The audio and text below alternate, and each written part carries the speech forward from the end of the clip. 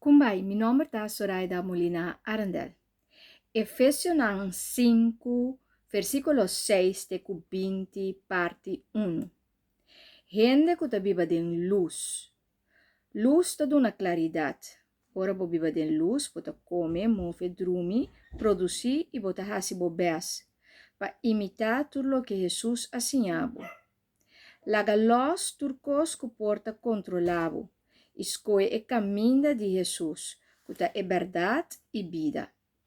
Bom, não te escolhe para impureza, imoralidade, grosseria, bobedade e lo que está contra a vontade de Deus ou orgulho próprio. Viva de luz que men, viva de divinidade, viva de espiritualidade que te ilumina a mente com conhecimento, sabedoria, discernimento e inteligência. Luz é fuente de turcos que tá bom, puro, justo, verdade e realidade. Ora, você viva de luz de Jesus pode transformar e transcender. De escuridade vai luz.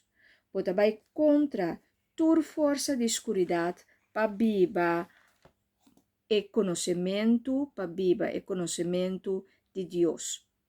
Jesus é luz, Jesus é verdade, luz da verdade, conhecimento da verdade.